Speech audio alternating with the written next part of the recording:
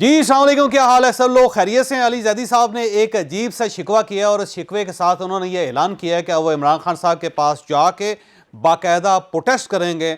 और वो शिकवा बड़ा दिलचस्प है। उन्होंने कहा कि मेरी बेटी ये कहती है कि बाबा ये पाकिस्तान तहरीक इंसाफ वाले लोग हमारे साथ क्या कर रहे हैं। पूरी डिटेल के साथ इसी वीलॉग में आपको बताया जाएगा कि पाकिस्तान तहरीक इंसाफ के लोग अली जैदी साहब के साथ क्या करते रहे और क्या कर रहे हैं।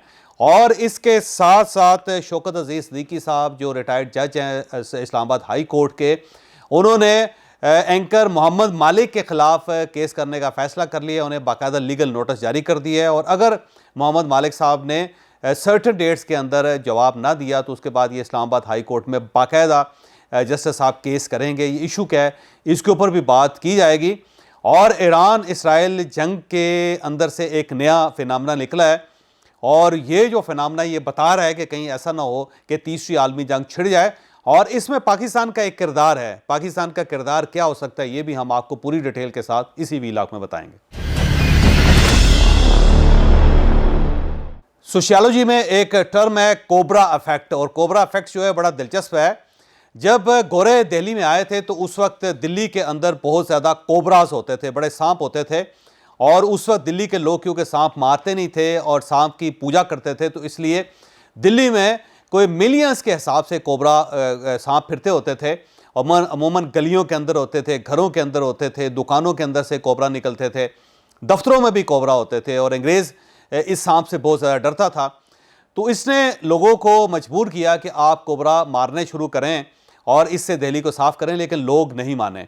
तो अल्टीमेटली उन्होंने एक बाकायदा पैकेज तैयार किया और वो पैकेज ये था कि अगर आप एक सांप मार के उसकी खोपड़ी उतार के, यानी वो जो ऊपर वाला उसका फन होता है इस टाइप का, वो अगर आप उसको उतार के असिस्टेंट कमिश्नर के पास लेके आएंगे तो आपको 10 रुपये मिलेंगे। तो जब उन्होंने इनाम का ऐलान किया तो लोगों ने सांप मारने शुरू कर दिए क्योंकि उस वक्त दिल्ली के लोगों के पास काम तो होता कोई नहीं था। तो उन्होंने कहा ये बड़ा ज़बरदस्त किस्म का मुनाफा बख्श काम है।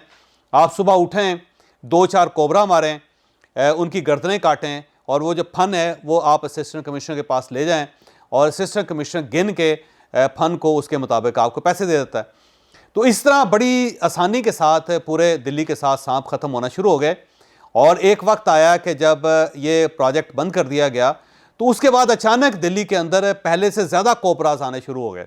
इतने ज़्यादा कोबराज थे कि अंग्रेज़ बड़ा हैरान हो गया, बल्कि बहुत ज़्यादा परेशान हो गया कि पहले अगर 1 मिलियन कोबरा था तो जब ये प्रोजेक्ट बंद किया गया तो 2 से 2.5 जो मिलियन कोबरा अब दिल्ली के बाज़ारों के अंदर, दुकानों के अंदर और दफ्तरों के अंदर फिर रहे थे। तो इस चीज़ पे बड़े हैरान हुए कि जब हमने इतना बड़ा प्रोजेक्ट लॉन्च किया था तो इस प्रोजेक्ट का नतीजा ये निकलना चाहिए था, दिल्ली के अंदर तो कोई सांप होना नहीं चाहिए था।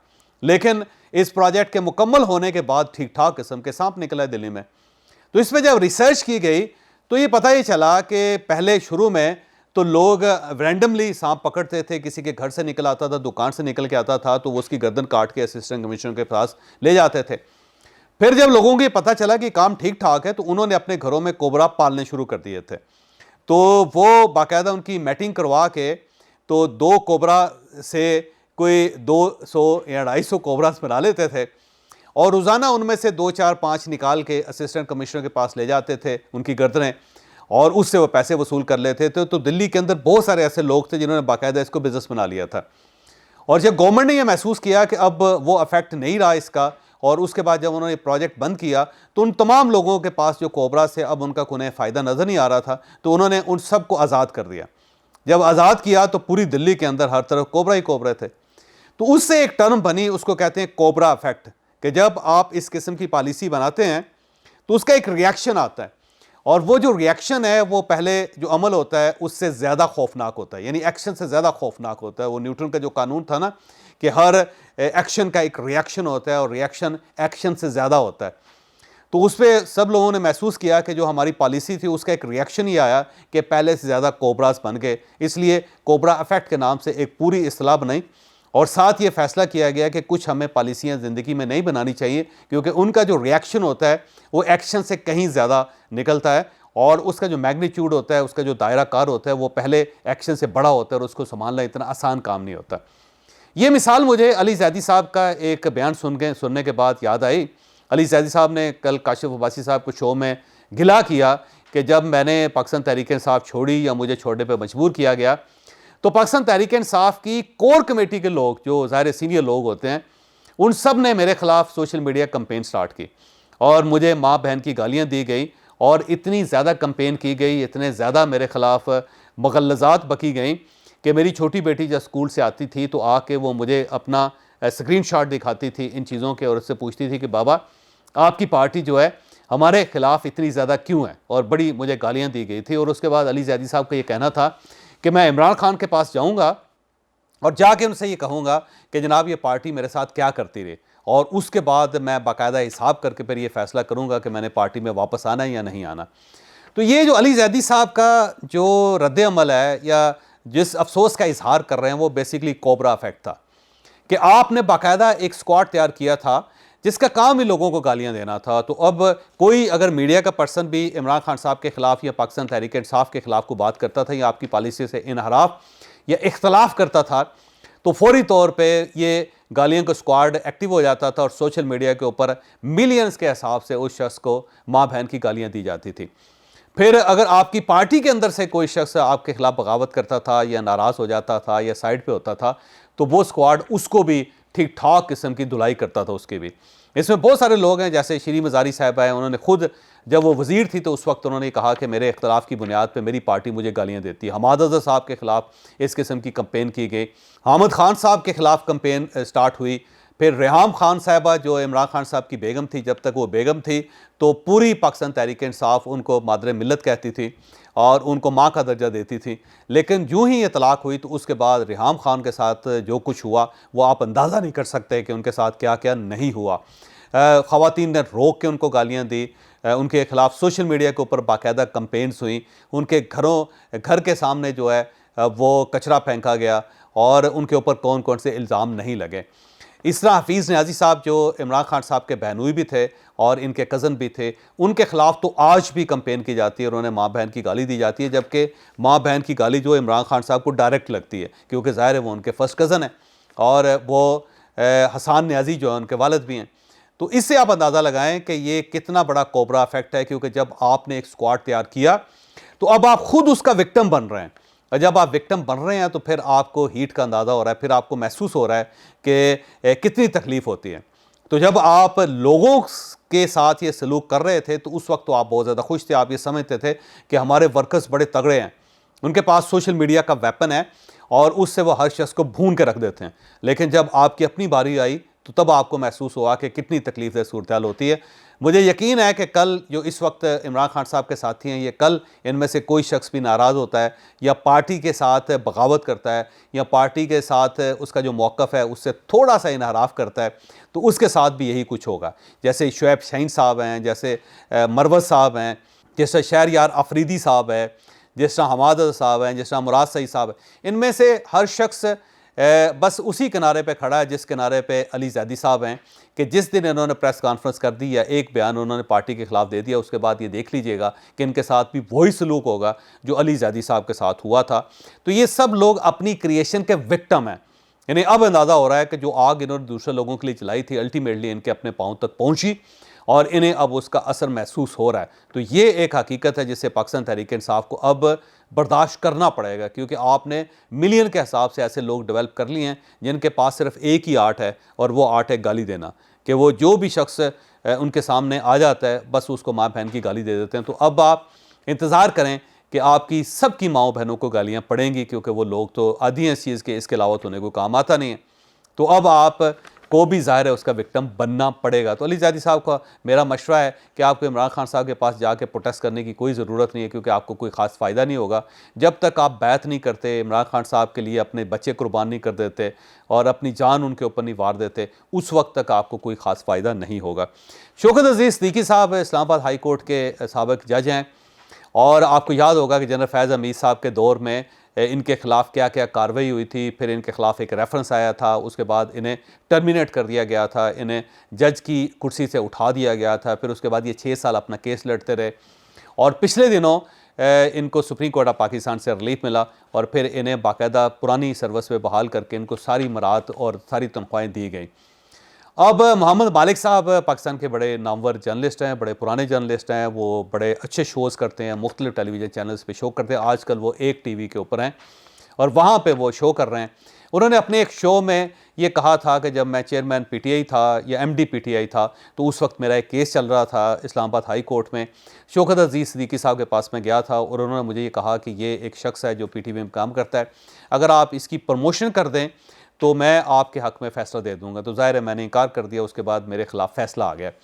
तो इस पर जस्टिस शौकत अजीज़ सिद्दीकी साहब ने अपने वकील के ज़रिए उन्हें नोटिस जारी कर दिया है और उस नोटिस में कहा गया है कि आपको फ़ौरी तौर पे माफ़ी मांगनी चाहिए और इसका अज़ाला करना चाहिए, और अगर आप नहीं करते तो आपके ख़िलाफ़ कानूनी चाराजोई की जाएगी। मेरी इंफॉर्मेशन ये है कि शौकत अजीज़ सिद्दीकी साहब इस मामले में बड़े कमिटेड हैं और वो मोहम्मद मालिक साहब को बाकायदा घसीट के अदालत तक ले जाना चाहते हैं, और उन्होंने अपना वो पुराना फ़ैसला जो है वो भी उन्होंने रिलीज़ कर दिया है और सब लोगों से कहा जी देखें इसके अंदर मैंने कौन सी इसकी फेवर किया है, किस तरह इनके ख़िलाफ़ को फ़ैसला जारी किया है।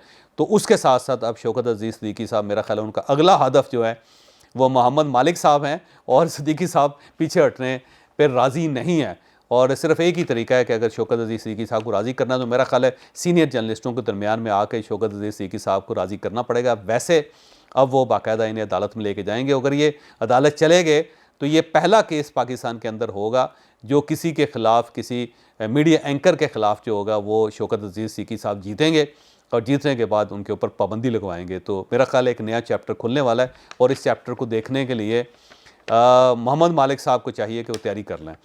अब ईरान और इसराइल का जो कन्फ्लिक्ट है वो आपके सामने है। सबसे पहले ईरान ने 1 अप्रैल को हमला किया था ईरान के कौंसलेट पे दमिश्क के अंदर और उसमें 11 लोग उनके शहीद हो गए। उसका बदला ईरान ने कहा था कि हम लेंगे। फिर ईरान ने 2 दिन पहले 300 के करीब ड्रोन्स और बैलिस्टिक मिसाइल दागे इसराइल के ऊपर बराह रास्त, और ये पहला हमला था जो ईरान ने बराह रास्त इसराइल के ऊपर किया, और उससे पहले इसराइल ने भी बराह रास्त पहला हमला ईरान के कौंसलेट पे किया था। उसके बाद सबका ख्याल ये था कि अब एक तीसरी आलमी जंग छिड़ रही है और इसके अंदर अगर कोई सुपर पावर शामिल हो गई तो फिर इस जंग को कंट्रोल करना आसान नहीं होगा। तो सबका ख्याल था कि अमेरिका फौरी तौर पे इसराइल की हमायत का ऐलान करेगा, और उसके बाद अगर अमेरिका करता तो उस साइड पे रशिया तैयार बैठा हुआ था, उसने ईरान की हमायत का ऐलान कर देना था, जिसके बाद वाकई एक जंग छिड़ जानी थी। लेकिन अमेरिका ने बड़ी समझदारी का सबूत दिया और वो पीछे हट गया और उसने इसराइल से कहा कि अब अगर आप हमला करेंगे तो हमारी कोई कंसेंट इसमें शामिल नहीं होगी, हम आपका साथ नहीं देंगे। तो इससे ये जो एक बड़ी गर्म होती हुई सूरत हाल थी वो फौरी तौर पर ठंडी हो गई। लेकिन इसराइल इस मामले में बड़ा कमिटेड है, उसका ये कहना है कि हम इसका बदला ज़रूर लेंगे। अब सवाल ये कि क्या वाकई इसराइल बदला लेगा? मेरा ख्याल है इसराइल इसका बदला ज़रूर लेगा, क्योंकि वो चाहता है कि गज़ा की जो सूरत हाल है उससे पूरी दुनिया की तवज्जो हटाई जा सके। तो इस जो दमिश्क के कौंसल खाने के ऊपर जो हमला था उसकी वजह ये थी कि इसराइल तवज्जो हटाना चाहता है गज़ा से, क्योंकि गज़ा के अंदर जितना कत्ल गारत करी हो चुकी है, जितनी तबाही हो चुकी है, अब उसके इसराइल के पास कोई जवाब नहीं उसका। और जो लोग, जो मुल्क उसकी मदद कर रहे थे वो भी इस बात पे बहुत परेशान है। तो उसको डेविएशन के लिए कोई ना कोई एक इंसिडेंट चाहिए था, और उसने जो कुछ किया उसका मकसद ही ये था कि डाइवर्ट करें इस इशू को। दूसरी तरफ ईरान भी बड़ा कमिटेड है और ईरान ने यह फैसला कर लिया कि अगर इसराइल इस बार हमला करेगा तो हम भी भरपूर उसका जवाब देंगे। इसी सिलसिले में सदर रईसी साहब जो ईरान के इस वक्त सदर हैं वो पाकिस्तान आ रहे हैं और पाकिस्तान आके पाकिस्तान के साथ कुछ चीज़ें वो सेटल करना चाहते हैं, जैसे कि बॉर्डर के इशू हैं। और बॉर्डर के जैशुल अदल एक पाकिस्तान के अंदर एक ऑर्गेनाइजेशन है जिसके बारे में कहा जाता है कि वो पाकिस्तान के अंदर से ऑपरेट करते हैं ईरान के ख़िलाफ़। उसके ऊपर पाबंदी और उसको ख़त्म करने के लिए रईसी साहब एक प्रोजेक्ट लेके आ रहे हैं पाकिस्तान। मेरी ज़ाती इंफॉर्मेशन है कि पाकिस्तान उसके ऊपर ईरान की मदद करेगा। फिर जो बॉर्डर मार्केट्स हैं उनको थोड़ा सा इन्हांस किया जाएगा। फिर जो ज़ायरीन जाते हैं ईरान, उनके ऊपर जो हमले हो रहे हैं उसके लिए पाकिस्तान कुछ इक़दाम करेगा। तो ईरान और पाकिस्तान के ताल्लुकात इस दौरे से बहुत अच्छे हो जाएंगे। तो ये एक जो ईरान को ख़दशा है कि कहीं ऐसा ना हो कि अमेरिका के कहने पे पाकिस्तान इस्तेमाल हो जाए ईरान के ख़िलाफ़, तो ईरान इसलिए यहाँ पे पाकिस्तान आ रहा है और पाकिस्तान इस अपॉर्चुनिटी का फ़ायदा उठाना चाहता है। तो पाकिस्तान खुद बहुत ज़्यादा परेशान है इस इशू पे कि क्योंकि अगर ईरान और इसराइल के दरमियान जंग हो जाती है तो पाकिस्तान को ज़ाहिर है कोई ना कोई साइड लेनी पड़ेगी और वो अपने मगरबी इत्तेहादियों को नाराज़ नहीं कर सकता। जब हम अपने मगरबी इत्तेहादियों को नाराज़ नहीं करेंगे तो फिर ईरान के साथ हमारा भी कॉन्फ्लिक्ट शुरू हो जाएगा, जो मेरा नहीं ख्याल कि अफ़गानिस्तान के बाद पाकिस्तान को इस किस्म की कोई गलती करनी चाहिए। तो पाकिस्तान के अंदर एक बड़ी अच्छी सोच डेवलप हो रही है और अब पाकिस्तान ईरान के साथ मामलात अपने दुरुस्त करके कोशिश करेगा कि किसी कीमत पे भी ईरान के ख़िलाफ़ कोई एक्टिविटी ना करे और ना उस एक्टिविटी का हिस्सा बने। तो इससे ये दौरा बड़ा ही खुशाइंद है। तो आने वाले दिनों में पाकिस्तान और ईरान के ताल्लुकात बहुत ही अच्छे हो जाएंगे। और मैं ये भी बताना चाहता हूँ कि अगर इसराइल ने ये को दोबारा पंगेबाजी की तो ईरान की तरफ से बड़ा खौफनाक जवाब आएगा।